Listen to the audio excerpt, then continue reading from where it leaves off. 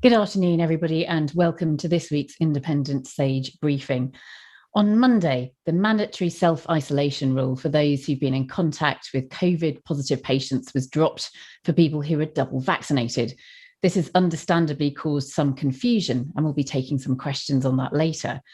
But first, we've been looking back over the timeline of the pandemic and comparing the recommendations from both SAGE and Independent SAGE with the actions taken by the government over the course of the pandemic from January 2020 to July 2021. And today, Professor Elizabeth Stocko will be presenting that report, which we've also presented as an infographic, which is available on our website together with the report itself. But first of all, today, we are going to go to Dr. Kit Yates, who will be presenting this week's latest facts and figures. Kit, over to you. Great, thanks, Alice. Hopefully you can all hear me. And you can hopefully see what I'm seeing now as well. So yeah, update on the latest numbers in the UK up to the 20th of August. The overall message is slightly disappointing, but not wholly surprising given the easing in restrictions that we've seen. Cases are rising, as are hospital admissions, hospital occupancy and deaths. Things are going in the wrong direction, albeit more slowly than they were earlier in the year. So this is what I'm going to talk about today. I'm going to talk about cases and positivity, hospitalizations and deaths and vaccination. And I'm going to finish with a couple of minutes on our latest Independent SAGE report on herd immunity. So I'll do the data and then I'll introduce that report for a couple of minutes. So looking at cases first, as always, so this is cases going back all the way to the 1st of October. You can see that after this decline from mid-July, potentially related to schools being closed and the Euros finishing, a few other factors may have brought cases down. We have, from early August, started to see rises in cases. If I zoom in a bit more, it's a little bit more obvious to see. And that is almost certainly as a result of the easing of restrictions on the 19th of July. You can see it's about 12, 13 days after that cases start to rise. So cases are rising. This is for the whole of the UK. Scotland also eased some restrictions at the same time that England did on the 19th of July. And actually Scotland is an interesting sort of test case for the rest of the UK because their schools broke up earlier and they have gone back earlier. They've gone back this week, actually, most schools in Scotland. In Scotland, interestingly, we've been seeing rises from about the same time. Scotland eased some restrictions on the 19th of July and then more on the 9th of August. And you can see now that cases are, again, about 12 days on from that, starting to rise more steeply. Schools will not be in the mix from this yet. We won't have seen the impact of school reopening in Scotland yet. So we may expect to see those cases rising even more quickly. We are up over 3,000 cases per day again in Scotland for yesterday's reported figures, not quite there in terms of the average, around 2,500, but it's rising quickly. So we can expect probably to see it rise above the peak that we saw at the end of June. This is just cases by age for Scotland, and you can see that it's fairly ubiquitous across different age groups that we've seen this rise, most significantly in younger people, but we're also seeing it in older age groups, which is obviously something of a concern because we know that these older age groups are more at risk of severe consequences from COVID. In terms of across the rest of the UK, you can see that cases are now rising in all 4 nations of the UK, in England, in Scotland, in Wales and in Northern Ireland. Positivity data paints a slightly different picture. We're seeing rises in England, Wales and Scotland, but continued falls in positivity in Northern Ireland, which suggests something is going on with the testing in Northern Ireland. What happens with that in the next week? Again, looking regionally at England, we have seen across all of the regions small rises in cases. They're flattening off a little bit now in terms of cases per 100,000 in the different regions, but overall we're still seeing rises. And similarly with positivity, we've seen these rises from early August, and they're flattening off a little bit now in some regions and rising more quickly in others, like the southeast here. Quickly looking at hospitalization data, we did see falls in hospitalization data reflecting the falls in the cases that we'd seen. Unfortunately, now we are seeing rises again in hospitalizations. And actually, when it comes to hospital occupancy, we never really saw significant falls in occupancy. So that slide's outdated, and ignore that one, but we never really saw significant falls in occupancy of hospitals. Hospitals, even 2 months ago, were reporting significant pressure, and so it doesn't look like anything's changed on that front. There's been very little relief in terms of the number of people in hospital with COVID. In terms of deaths, now we're averaging around 100 deaths a day, 700 deaths a week in terms of COVID numbers. Back at the start of the pandemic, it was suggested that we would be doing well if we got out of this with under 20,000 deaths. And that was, in hindsight, a huge understatement. If cases continued at 100 cases a day, then clearly we'd be almost doubling that number of deaths, that 20,000 figure, in a year. So although I think we don't hear that much about this on the news anymore, 100 deaths a day, potentially preventable deaths, is still a large number, and unfortunately for me, I don't think that's an acceptable number of deaths due to COVID. I think we could and should be doing more to prevent those deaths. Looking at vaccination data, this is a bit of positive news. We are now in all nations over the 60% threshold for everyone being vaccinated, the percentage of people who are fully vaccinated, and it's highest, over 70% for people who've at least received the first dose. That, of course, does leave around 30% of people who have no protection against the virus, and we could be doing more to increase those populations. We have just started vaccinating 16 and 17-year-olds for the last few weeks. And you can see that has actually arrested the long-term decline in vaccination rates that we've seen. It's now flat, or in fact rising slightly in terms of the total number of doses that are being administered. So that is, in some senses, good news, but we could be vaccinating 12 to 15-year-olds, and we could be rather than just one.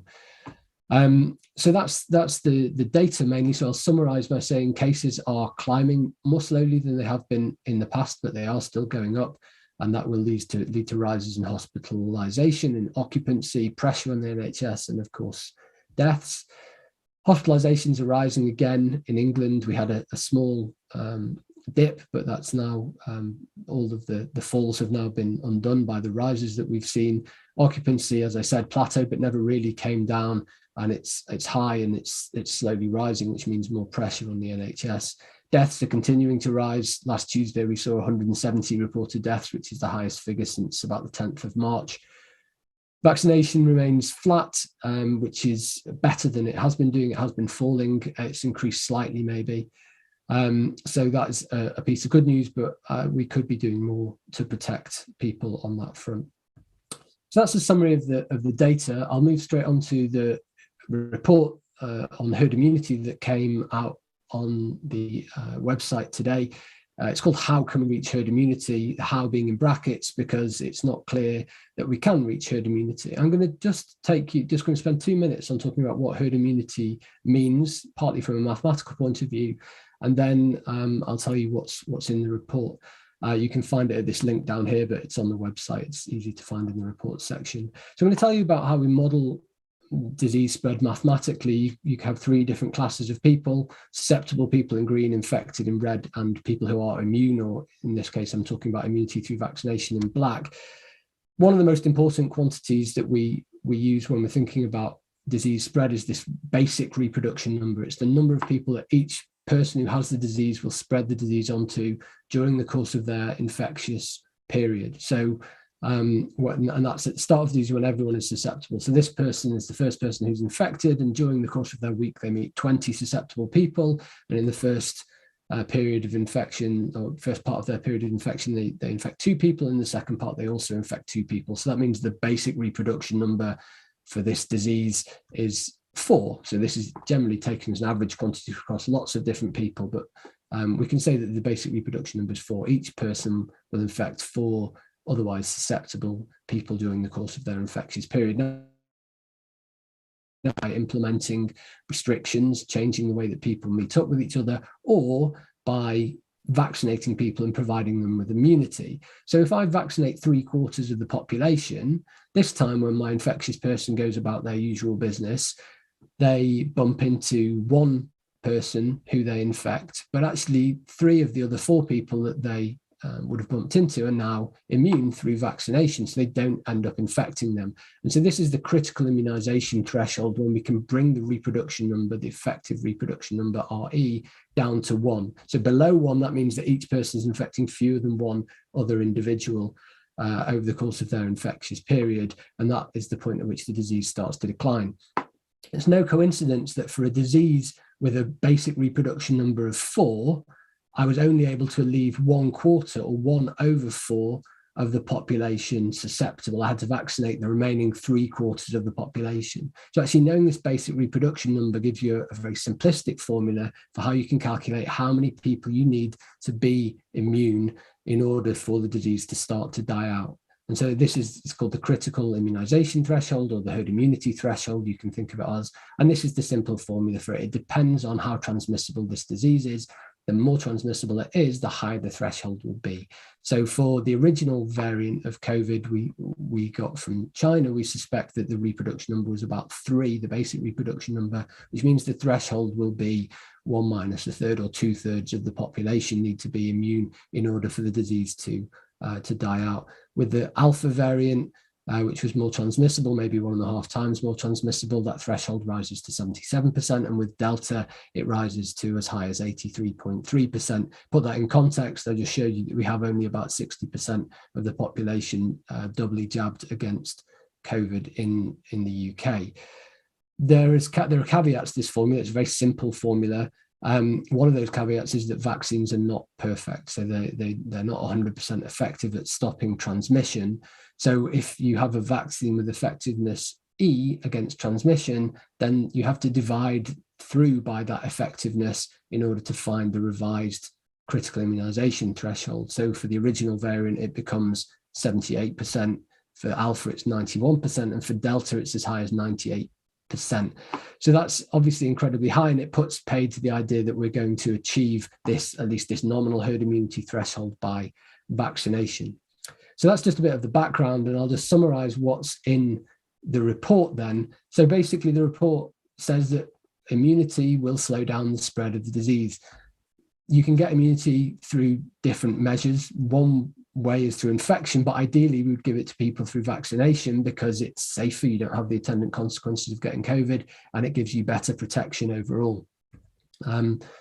The caveat that I haven't mentioned is that immunity isn't going to be evenly spread throughout the population, which is what that previous modelling I just showed you assumes. If there are regions or communities which haven't reached this herd immunity threshold, for example, school children whom we're not vaccinating, then the disease can still spread in these groups.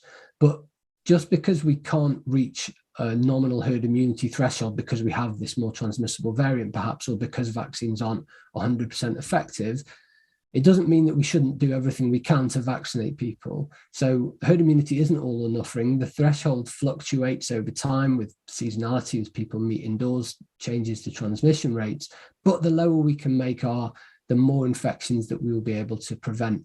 So just because we can't reach this herd immunity threshold, it doesn't mean we should stop vaccinating the unvaccinated, which is something we've been hearing from some quarters recently. The more immunity we have, the easier it is to control the spread through other measures. And that's probably the main message, is that vaccines will do a great deal for us and save a lot of lives. But in order to keep the disease under control, we need to have a coordinated response with multiple public health measures, which will help us to keep the disease under control.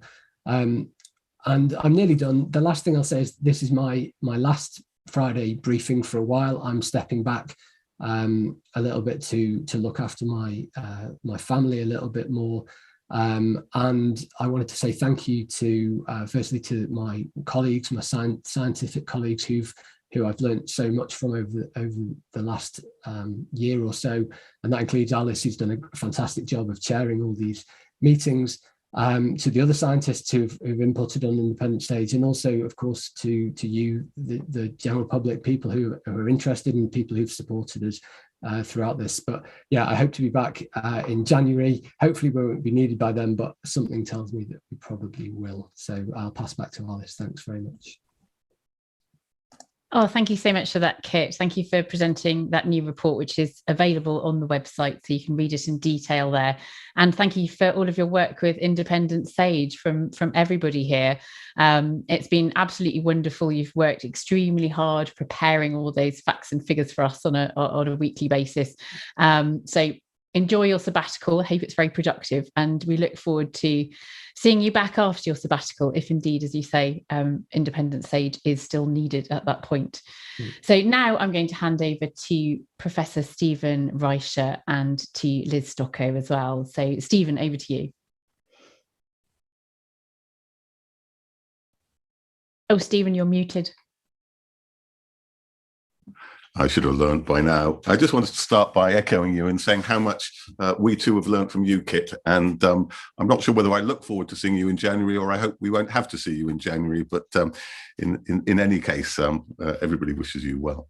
I'm going to introduce Professor Stocko in a moment, but it gives me the opportunity to make a point which some of you might not be that aware of, which is that Independent Sage is much more than these Friday briefings, and it's also much more than the people you see on your screens every Friday, because we are supported in all sorts of ways by different groups. And one absolutely key group is our behavioral science group, which meets weekly, which contributes to many of our reports, which initiates many of our reports. So we've initiated reports on schools, on universities, on return to the workplace, and so on. And what Professor Liz Stocko has done, and Liz is a professor of communication at the University of Loughborough, is to put together a timeline which compares the reports by Independent Sage, the reports from SPI-B, the government's own behavioural science advisory group, and what the government has actually done. And that makes 2 points. The first is that some people occasionally want to suggest that there is an opposition between Independent Sage, the scientific advice from Independent Sage, and that coming out of the government Sage process. In fact, many of us who are on Independent Sage, and the behavioural group in particular, are also involved in SPI-B. And on the whole, we very much agree in terms of scientific advice. What Independent Sage allows us to do, of course, is to draw out the policy implications of that and to engage with you, the public. So it's not a matter of scientific agreement, it's more a matter of scientific communication and links to the policy process. So you will see when you look at the document, the concordance, nearly always, between SPI-B and Independent Sage, but at the same time, you will see a discordance between what the scientists say jointly and what the government actually does. You will see the times when they have acted, and more to the point, the times when they haven't acted on the basis of very clear advice. So I'll hand over to Liz to introduce the document in more detail. And can I recommend it? Not only in terms of content is it a superb piece of work, it's also in terms of production, in terms of its usefulness, a really helpful document, which you can zoom into in all sorts of ways to find out exactly what's gone on, what should have gone on, and what hasn't gone on. So over to you, Liz. Thanks, Steve, and hello, everyone. I'm going to share my screen. Hopefully you can hear me and you can see the screen.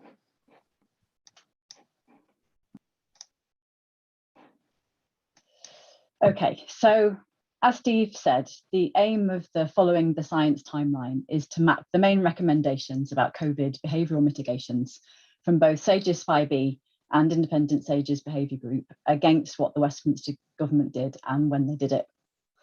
And the purpose is in part to mark a point in time as a reference tool, but also to show that, as Steve said, whilst the science itself was complementary and largely convergent, the UK government, while claiming to follow the science, paid insufficient attention to the detail at best and diverged from or contradicted it at worst. So we selected so-called Freedom Day, July the 19th this year, for the final point on the timeline. But actually, many of our Indie Sage and the Sage documents published last year could now be released all over again with minimal changes, since a lot of what we called for is still needed. So, for example, our reports on schools and workplaces contain many recommendations about face coverings, distance, ventilation, and so on, that even a year later are not fully understood or implemented. So with that in mind, I'm going to spend about 10 minutes, a bit less, taking you through some points on the timeline.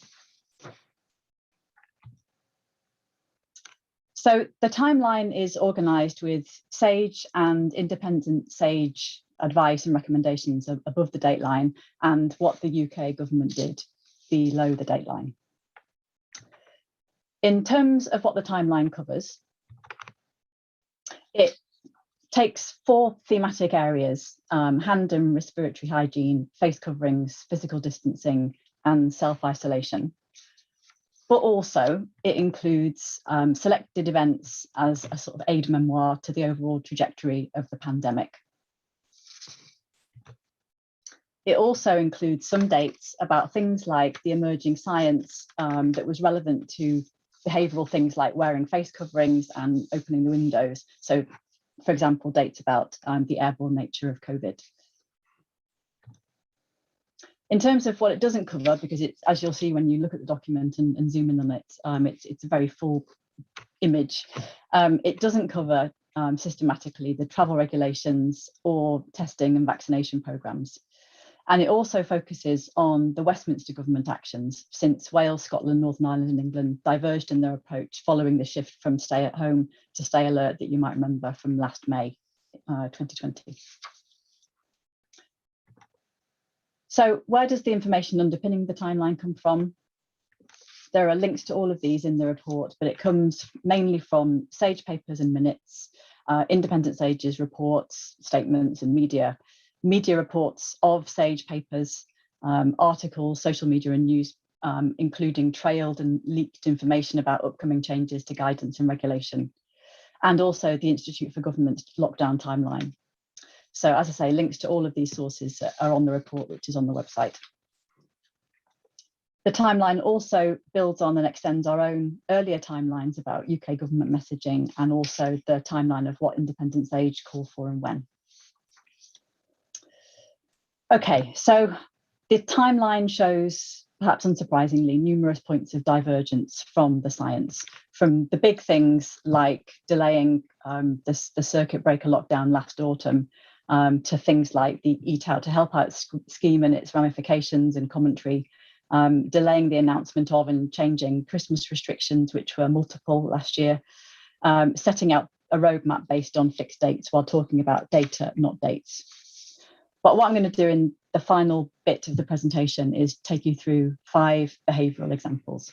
So sort of mini timelines divided up from the main timeline.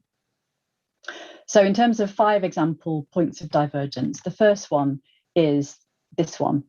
So scientists recommended that to try to get people to follow the regulations and things like self-isolate, they recommended support. And they advised against fines and punitive measures to try and get people to do these things for both adherence reasons and inequalities reasons. But nevertheless, the UK government introduced fines. Another example is this one. So back in April 2020, SAGE advised that for future planning, and we didn't know quite at this point how far the future would extend into, measures should not be lifted in one go for adherence reasons. So this is actually, though, what happened, or at least this is what was really trailed for, again, so-called Freedom Day on the 19th of July. And despite the fact that things are not now legally mandated, when you look on the government website, you'll see that there are still plenty of recommendations anyway. But of course, adopting this approach loses much in terms of getting people to both understand clear messages and then know what to do.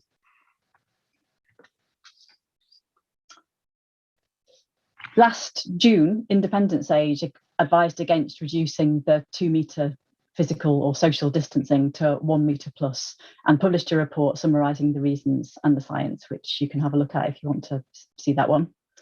But the government, as early as May 2020, when Stay Alert became the strategy, introduced increasingly vague and optional sounding messages about social distancing. So 2 meters where possible, stay at least 2 meters apart, 1 meter with a face covering or other precautions.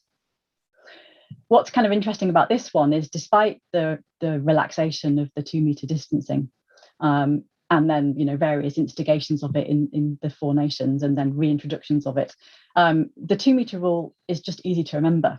It's easy to approximate, and it's easy to signpost, and it actually stuck. And I think perhaps for pragmatic reasons, if nothing else, you can see that people just still indicate 2 meters, because what would a sign that says 1 meter plus or minus actually look like on the pavement? And these are some photos that I took last week in Chester, still showing the same signs.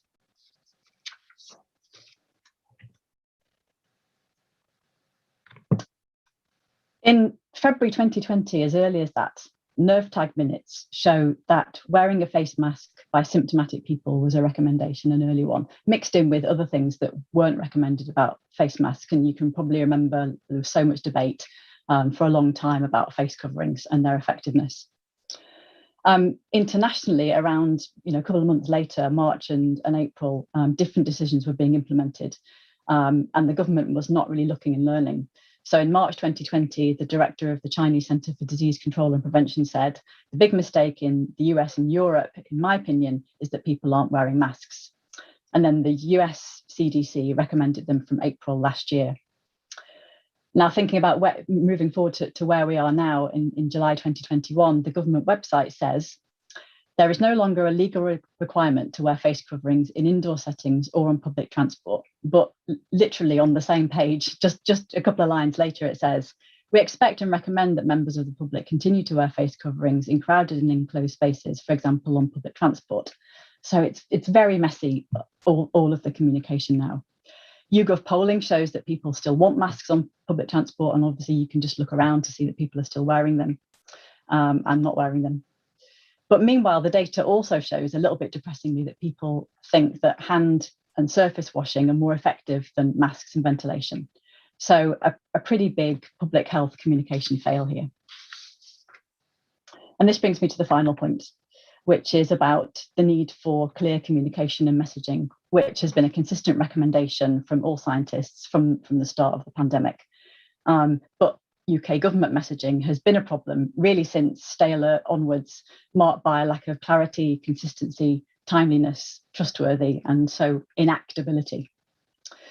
As I mentioned earlier, we did a whole other timeline on messaging, so I won't linger much, but I just want to point out one of my favourite examples of UK government messaging and decision making. So alongside not implementing ventilation measures and recommendations made by the scientists earlier, the government's hands, face, space, and then rule of 6, which you might remember from last autumn, achieved peak confusion, I think, in December and October last year. And they also missed a trick by not incorporating something like Dr. Alia Hughes's excellent slogan, hands, face, space, replace. And then when the government eventually added this mitigation sort of into its messaging at the end of March this year, we got hands, face, space, fresh air. Which doesn't rhyme and isn't as catchy as one that was kind of already out there and gaining some attention. So to conclude, what can we learn from all of this in terms of where we are now and the future? So in terms of, in addition to just sort of putting together this timeline as a process and publishing it, what you can see when you zoom in on it, and there is a lot of detail on the timeline for you to scroll in on, it charts the emerging and continuing UK government confusion around its strategy and decision-making, from this week's self-isolation changes to the gaps between so-called Freedom Day with no legal requirements and then nevertheless publishing guidance and recommendations. Since July the 19th, we've also seen a focus on personal choice and leaving people to their own devices, not just to make sense individually of the regulations, but also to put them into practice individually. And finally, we've seen a lack of attention paid to and divergences from lessons coming from international and global interdisciplinary scientific effort, from face coverings, as I mentioned earlier, to the airborne nature of the virus to vaccination. So there is plenty to scrutinise on the timeline, and we invite you to pinch out and scroll on your devices to have a look at more. And that's me. Thank you very much indeed for that, Liz. And I've just managed to jump on the Independent Sage website and have a look at the timeline there. And I hope everybody else is rushing there as well, because that timeline is fantastic. It's very, very dense. But as Liz said, you have the ability to zoom in, so you can pinch and spread your fingers to zoom in there. So do have a play with that timeline and look at just how much the government was following the science. Thank you very much, Liz. Now it's time for questions from the press and public. And the first one is one for me to read out. It comes in from Kirsty Hales, who says, I'd like to know if there's any scientific reasoning behind the government's decision to end self-isolation for those who have had both vaccine doses. Is there any credible evidence that those who are double jabbed are less likely to catch or transmit the virus? So what do we know about that? What do we know about the effects of double vaccination on rates of transmission? It's not stopping transmission completely. But who would like to start with this one? I'm looking around. Dinan, Professor Dinan Pillay. Thanks for the question. I'll very briefly touch on some data that came out from the Office of National Statistics, COVID surveillance, national surveillance program this week. And it was impressive data, I thought, and it demonstrated that vaccines did in fact prevent not only disease, but also reduced the rate of infection. Now, but one of the important pieces of data presented was that in those who still got infected, who had received the vaccine previously, in those who did get infected, then the amounts of virus in the throat, approximated to those levels that are seen in those who are unvaccinated and get infected.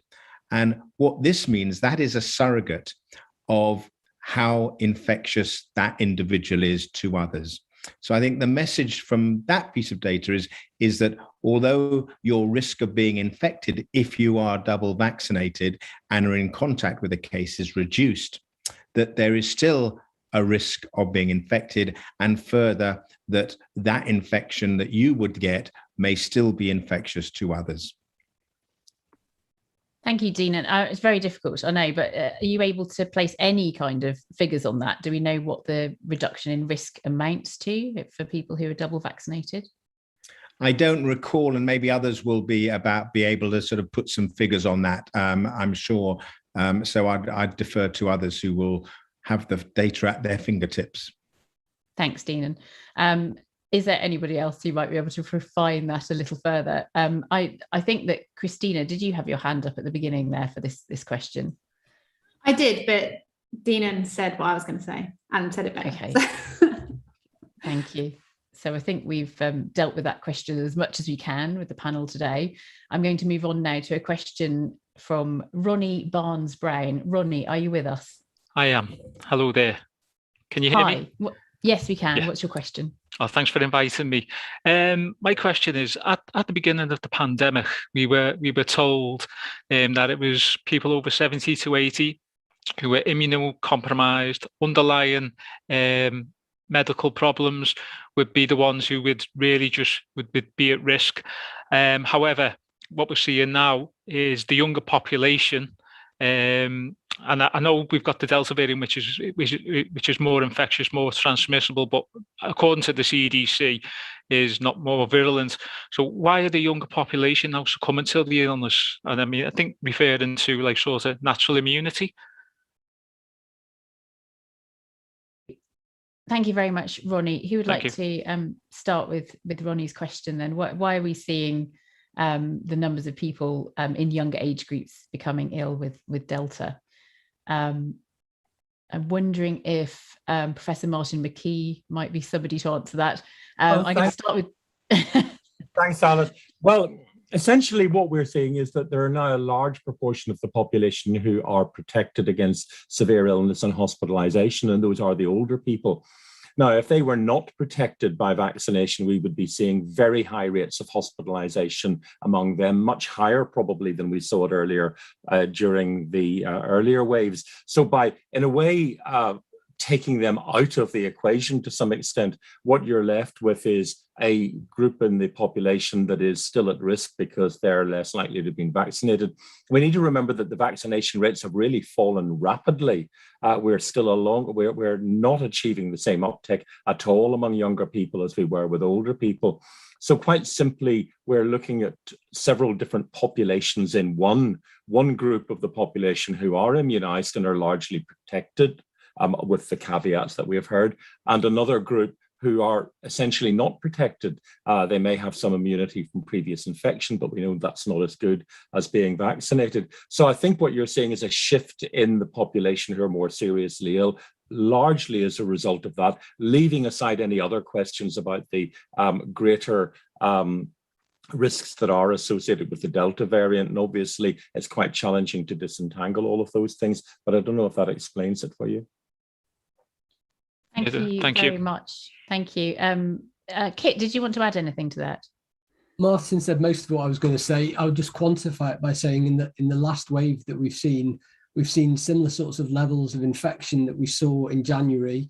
Obviously, we've got vaccinations that didn't translate into the same number of hospitalizations and deaths, but because we're seeing fewer of those infections in older people, which means to make up those same sorts of numbers, it is the younger people who are less vaccinated, or in the case of children under 16, largely unvaccinated, who are making up the majority of these figures. So that's why we're seeing higher rates. But it's not like because we vaccinated older people, suddenly the disease has decided to go and infect younger people in preference. It's just that we let rates get extremely high, and the large proportion of those were younger people at the moment. Again, leaving aside any changes in Delta, which might be changing the way that people get infected.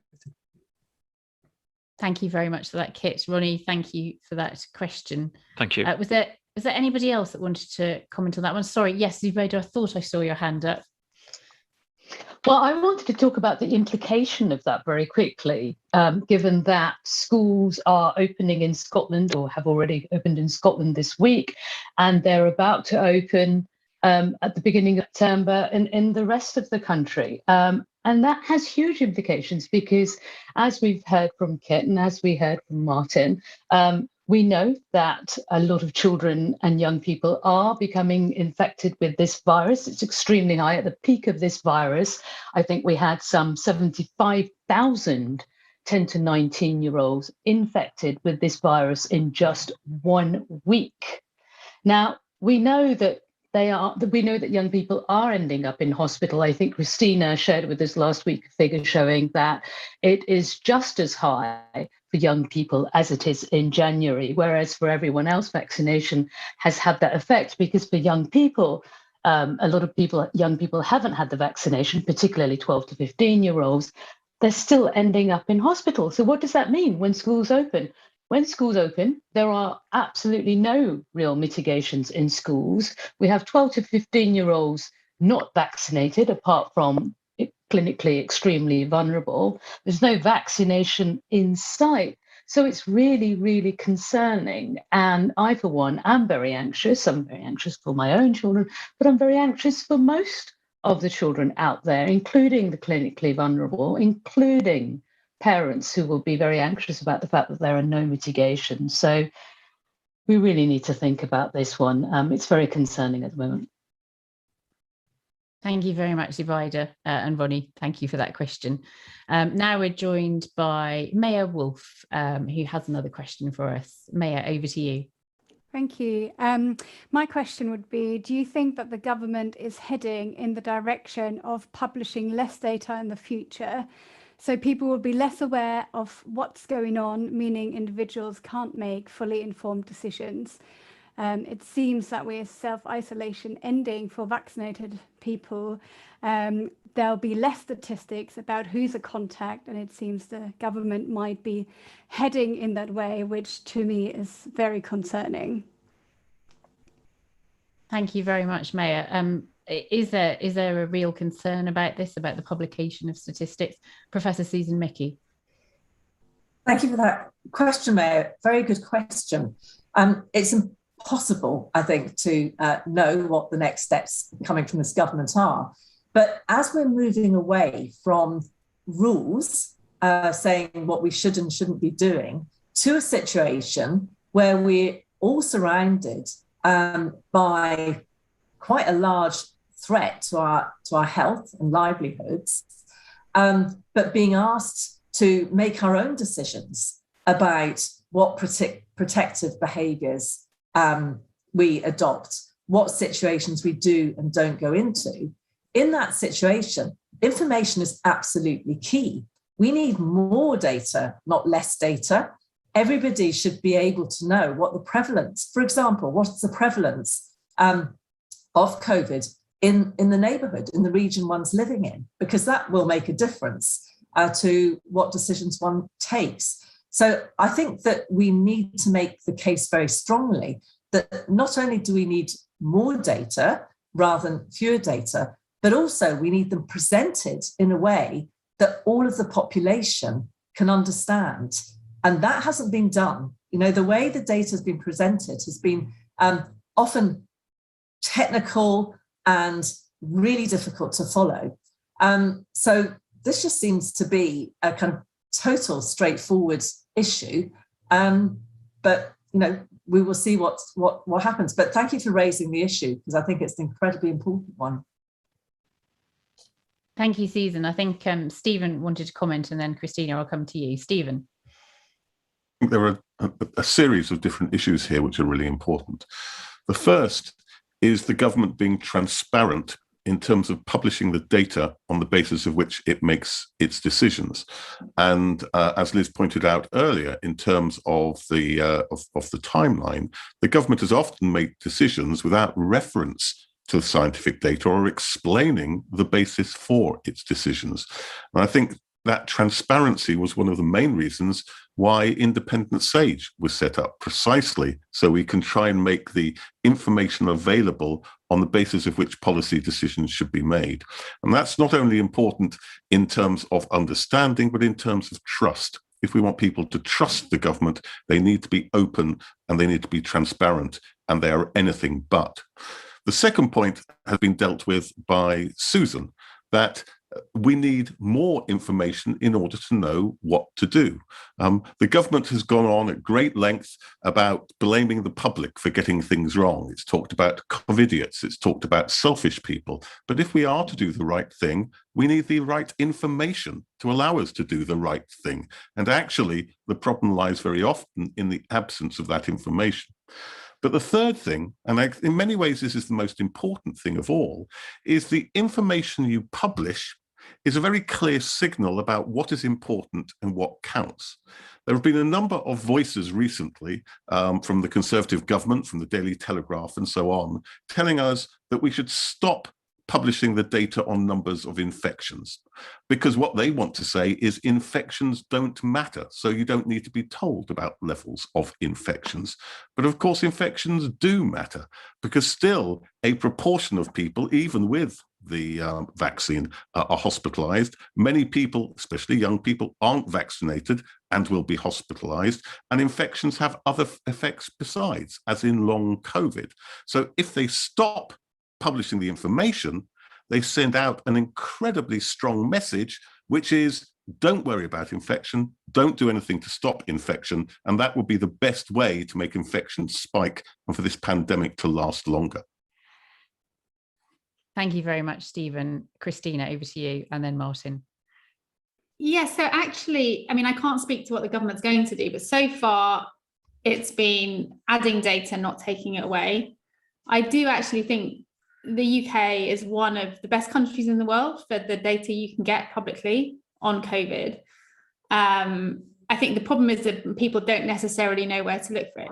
But the main government dashboard, so coronavirus.data.gov.uk, which is updated every day, actually does have a lot of information on it. You can look down to local authority level and it will show you cases by age, vaccinations by age, and cases, hospitalizations and deaths, all at that kind of level. And you can see trajectories, and it is actually quite easy to use. It's just kind of, do people know it's there?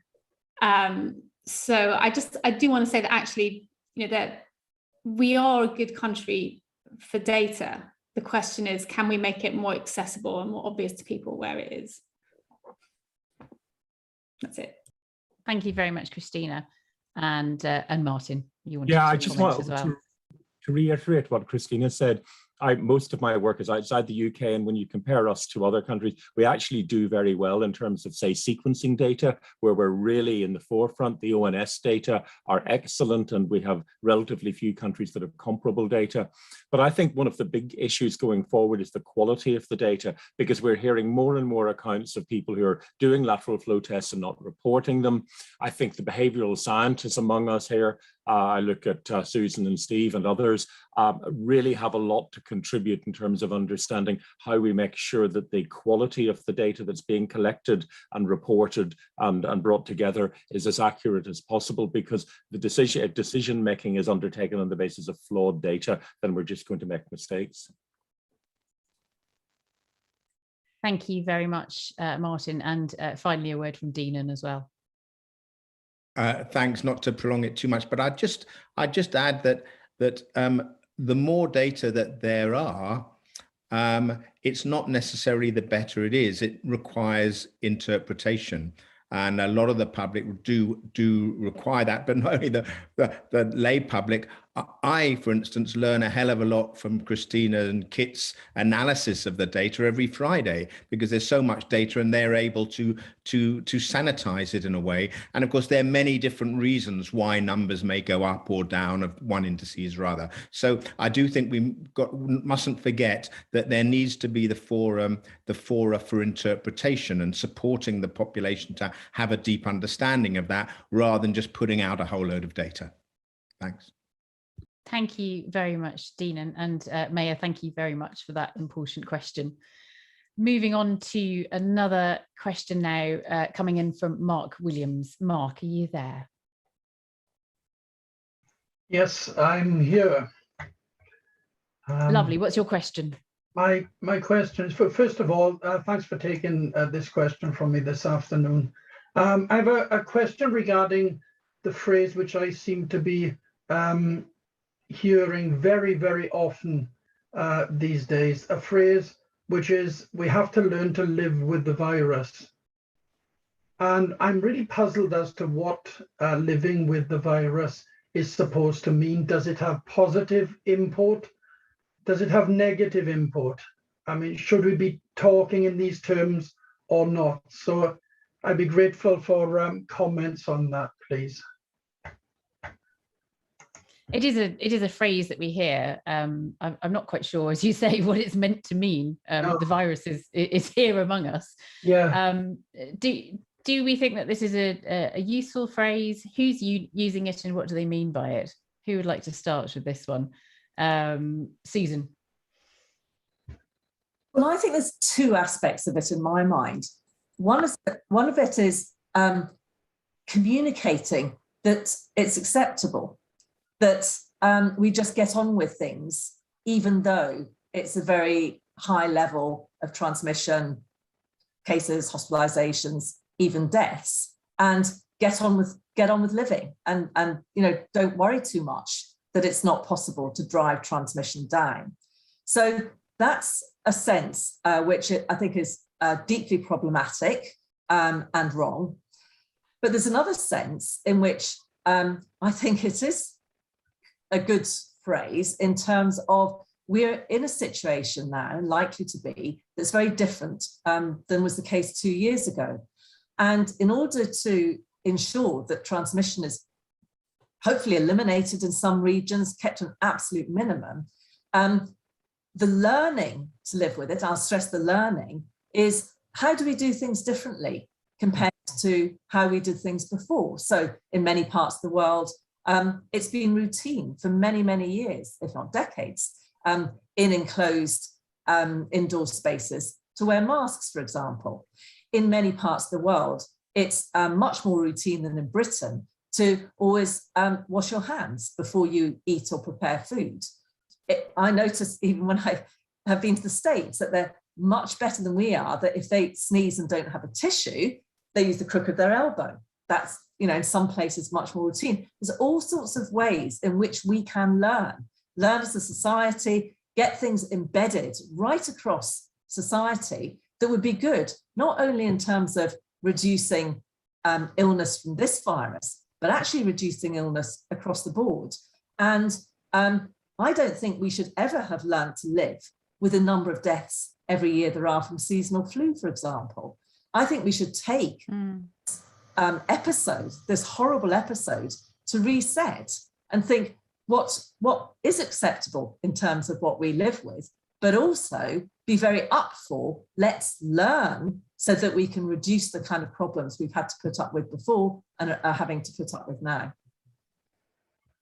Thank you very much for that, Susan. Zubaida, you wanted to come in on this question. Yes, because I think one of the biggest problems of learning adhering to the phrase and the narrative of learning to live with the virus is the implication that learning to live with the virus has the same ramifications for everybody. And if there's anything that we've learned in this pandemic, is that the ramifications are not the same for everybody, that we may be all facing the same storm, but we're certainly not in the same boat. And that goes for people who live in more deprived areas, more disadvantaged areas. It goes for people living in more overcrowded homes. It goes for people from Black and ethnic minority groups, particularly some Black and Asian groups.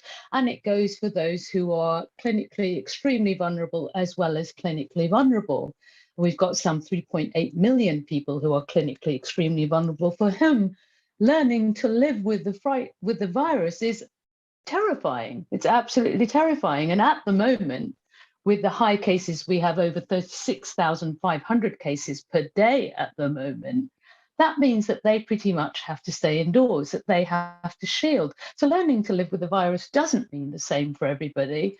It's more of a political phrase than really one about health. And I think we should, as Susan says, rightly not accept that phrase, not accept what it means, and start fighting this virus more than anything else. Thank you very much, Zubaida. I mean, it is curious, isn't it? Because I suppose you could read it in one way, that learning to live with the virus is all about the mitigations that we need to put in place to make the world more equal in terms of exposure to coronavirus. But it doesn't seem to mean that at all. It seems to mean just don't bother with anything. Yeah. Which surely, well, first of all, is as you've said, is only going to deepen inequality and cannot be the way forward. Does anybody else want to come in on this question of learning to live with the virus? Yes, okay. So Dinan, then Gabriel, then Stephen. I mean, excellent points made by my colleagues, which makes me realise that it is a meaningless phrase in itself. Thanks.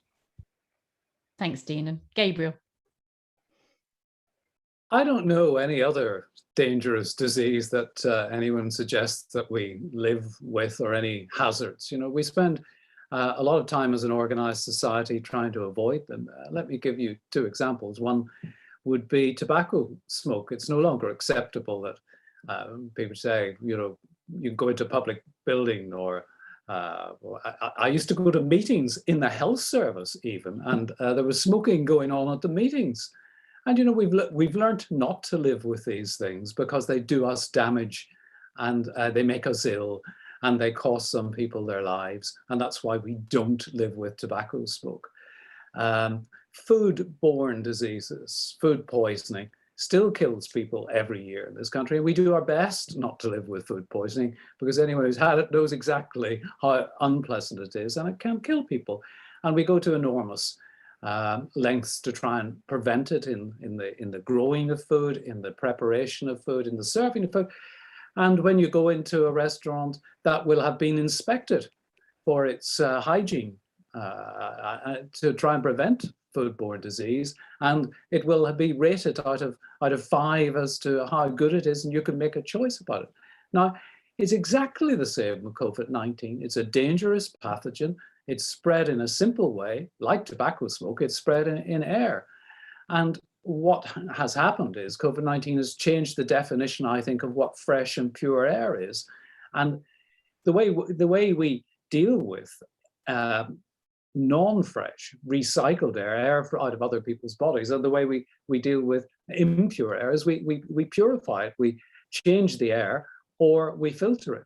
And I think we need to start thinking very seriously about preventing COVID-19 not living with it, because for some people, it doesn't mean living with it, it means dying with it. And what have we come to if we're thinking we're all going to, coexist with a dangerous pathogen? We wouldn't dream of it in any other circumstances.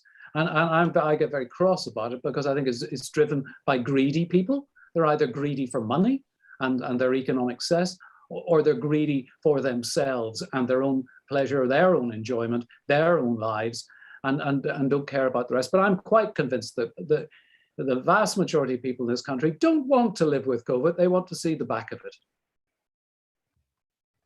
I think you're probably right, Gabriel. Steve. Yeah, I mean, anybody who studies language will tell you that the meaning of any phrase can't be determined in the abstract. It's got to be looked at in context and how the phrase is used, and therefore who uses this phrase and to what end do they use this phrase. I mean, Liz, who is an expert on language, I'm sure could give us many examples of that. And this phrase tends to be used by those who don't want to do anything about it.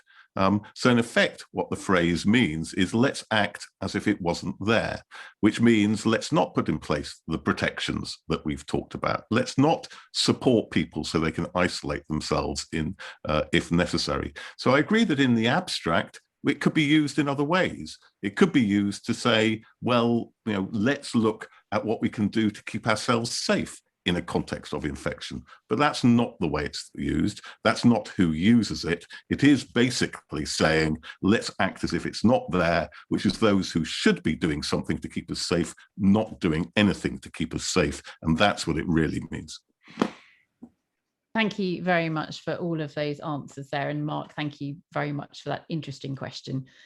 I'm going to move on now to another questioner, and it is Fred Asquith. Fred, are you with us, and what's your question? Hi guys, yeah, I'm with you. So I experienced gastrointestinal symptoms, mainly abdominal pain, during my COVID infection about 8 weeks ago, and I've experienced them for the 8 weeks since. And a friend who had a similar infection last year has experienced gastrointestinal symptoms for months since. And through Googling and chatting with my GP, I haven't found much information to support that situation. I'm wondering if there's any further research, proof, or academic acknowledgement of GI symptoms with both COVID and long COVID. Thank you very much, Fred. What do we know about gastrointestinal symptoms with COVID? I know that for a while, I don't know whether it is anymore, but for a while it was certainly acknowledged as being one of the amongst the set of symptoms in children. Is it generally acknowledged in adults? Do we know? Gabriel, do you know anything about this? Oh, Gabriel, you're muted. Gabriel, you're still muted. One of the fascinating things about COVID is how many different parts of the body, organs and systems of the body it actually does affect. And you're quite right, the GIT systems is part of that. And there are studies that have shown that 1 in 5 people who tested positive had at least one GIT symptom. So it could be diarrhea, it could be vomiting, it could be pain in the stomach, and they're even more common amongst those people who've been hospitalized, but they haven't been given much attention because they're not the symptoms that or the diseases that seem to really make people extraordinarily ill and confine them to hospital and kill them. So it's more the respiratory and the particularly the respiratory and the cardiac symptoms that have been studied. But it just shows you how varied the COVID-19 disease pattern is, the whole bundle of illness it can cause. And sometimes people are surprised by that. And they say, oh, well, it should be one of the 4 symptoms. That's what COVID is. It's not really. What happened in the early days was that Fred, what happened was that there was a desire to look at the most common things so that they could control the number of people coming forward for testing. So they chose symptoms that were good discriminators, as they would describe them. And unfortunately, GIT symptoms are not a good discriminator. Lots of people get them for lots of reasons. So they chose things like loss of smell or loss of taste, which would be a good discriminator and would indicate COVID, so that people came forward for testing. That's all about it. The list of symptoms that make up the COVID complex is really long, really long. And Martin. Yeah, no, it's well recognized. Even from the very early studies from China, they were reporting, and the figures varied. Certainly, under 10% of people with COVID were having GI symptoms, particularly diarrhea, nausea, and to some extent vomiting. And also in those studies, what they found was that about a quarter of the people who had GI symptoms didn't have respiratory symptoms. We also do know that the virus can be excreted in the feces for quite some time after people have cleared it from the respiratory tract. And if you remember, there's been work going on from relatively early in some parts of the United States and now in the UK and elsewhere of monitoring the presence of COVID in the population by looking at samples in sewage. So that's now a well-recognized method of surveillance. So it definitely does play a role. And just to reiterate what's been said, this is a complex multi-system disease. We wrote a paper right at the very beginning with colleagues from a wide range of disciplines, just remarking on how this virus can affect almost any body system, and we shouldn't lose sight of that. Thank you very much, Martin. Steve, did you want to say something here as well? Dinan, I'll come to you first. So I just want to say, Fred, I'm sorry that you're suffering in this way. It's clearly very unpleasant. We did have a good session on long COVID a couple of weeks ago, and we hope to have someone on the panel in future, with a bit more experience of what is, as others have said, is a rapidly emerging, understanding of long-lasting symptoms. I just hope that that your symptoms do recover soon. But keep, if you can manage, keep watching us, and hopefully some of your questions will be answered. Thank you. Yeah, will do. Thank you very much, Dinan. Fred, thank you very much for your question. And just to echo what Dinan said, hope you are relieved of all of those symptoms soon. Thanks for your question today. And I have a question now to read out. It comes from Teresa Chapman. He says, during the pandemic, in making decisions on what activities we're comfortable with, we've worked on the basis that risk decreases with age. However, now my kids, aged 12 and 10, are unvaccinated, and their parents, mid-40s, and grandparents, 70-ish, are double vaccinated. How do our relative risks compare? So quite a tricky one there. But how do the risks for unvaccinated children compare with the risks for double vaccinated parents and grandparents in a nutshell? Kit, would you like to try that question? Yeah, I think Christina had her hand up, and then I'll go afterwards if she doesn't cover it. Okay, yeah, Christina. Yeah, actually, the Financial Times did a really good graphic on this a few weeks ago, where they effectively, being double vaccinated kind of reduces your risk by about 20 years. So someone who's 70 who's double vaccinated kind of now has the risk of a 50-year-old, and a 50-year-old has the risk of a 30-year-old, and so on. So it gives you massive protection, but still the older you are, kind of your absolute risks stay higher. So that's kind of quite a good way of kind of working it out, if you like, which I just found quite a useful way of thinking about it. Thank you very much, Christina and Kit. Yeah, it's sort of only back of the envelope stuff, really. We know that roughly every 7 years older you get, your risk of dying from COVID doubles. So that potentially means that there's, we know there's a huge gradient in risk as the older you get. Getting the vaccine might reduce your risk of death by maybe 95, 96%, maybe even more. So maybe about a 20th. So you're thinking about maybe a 35-year age period. The vaccine won't be enough to reduce you down that 35. So yeah, maybe somewhere between 20 and 30 years reduction in age risk for getting the vaccine. So it's similar to what Christine suggested. So that suggests that even for parents, in fact, even for vaccinated parents, their risk is not as low as it is for children. Yeah, I think that's correct. I think a vaccinated 70-year-old still has a higher risk than an unvaccinated 35-year-old, for example. So yeah, I think those are the sorts of age ranges we're talking about. Thank you very much, both Christina and Kit, for that. It's very interesting to think about it like that in terms of the reduction in your effective age with COVID out there. And now for a couple more live questions, if we can squeeze them in. One from Lynn Price. Lynn, are you there with us? Hi, yes, I am. Thanks, Alice. My question's about transmission of the Delta variant out of doors. I think since we became aware that COVID is airborne and there was emphasis on fresh air, it's been felt that outside is safe. And then I read a tweet from Susan Mickey, which talked about the worrying outside transmission. So my question is, are there data on this, and where are the most dangerous contexts? Is it just the big ball games and the festivals, or could you actually catch it from somebody infected who was walking past you? Thank you very much, Linny. Susan, you'd like to start with this one?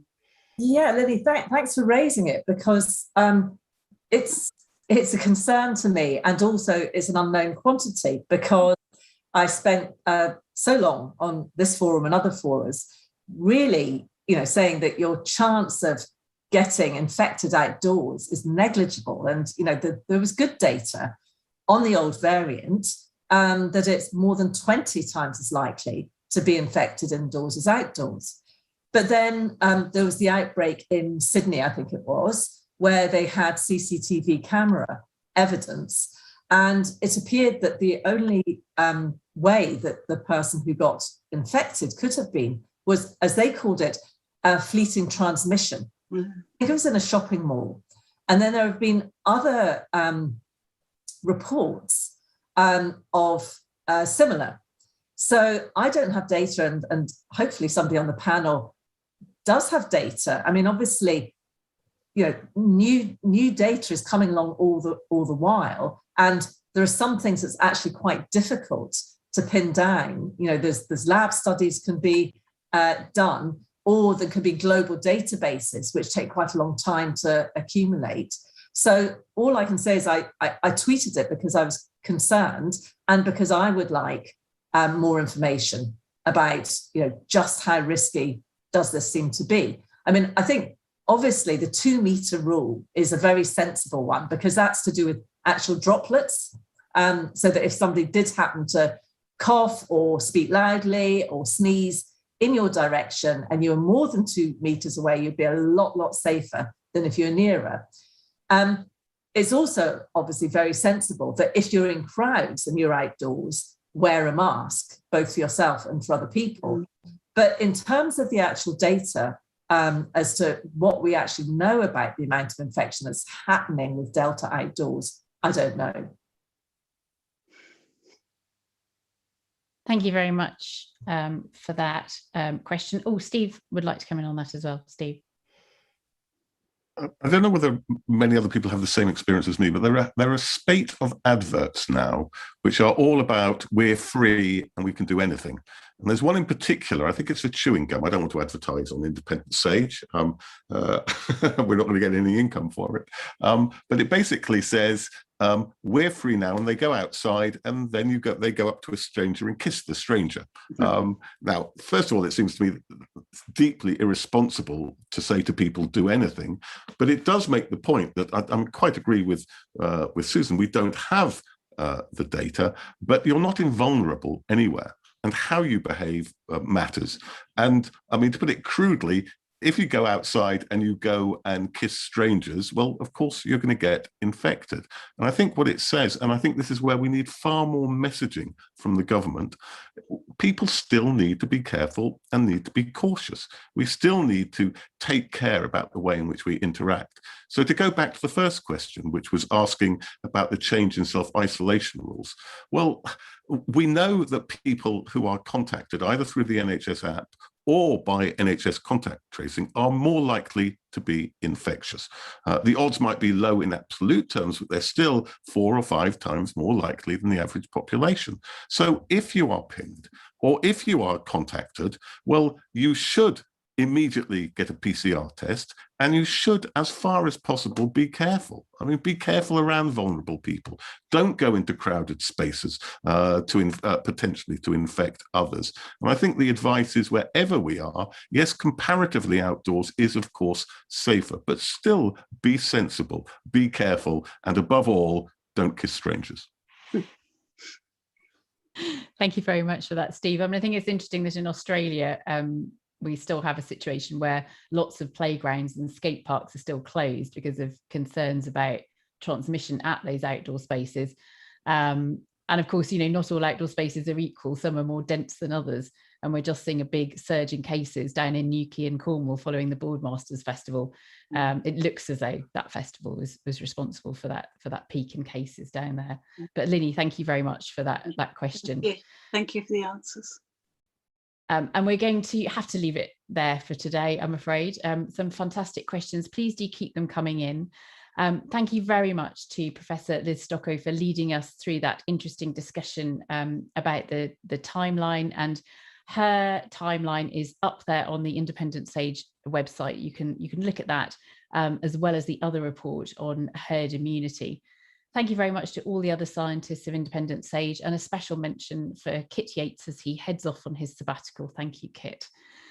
It's too early to tell how close we really are to the end of this pandemic. The threat of the virus is still very real, and we still believe that there's a huge need for honest, open communication between scientists and the public. So that's why Independent Sage is still here. That's why they will continue to meet and discuss the coronavirus crisis and answer your questions along the way, so that you're able to make informed decisions based on accurate scientific advice. Those 2 reports, as I mentioned, are up on the website. Do follow us on Twitter and Instagram as well. See you next week. Stay safe and keep well. Bye-bye. Bye-bye.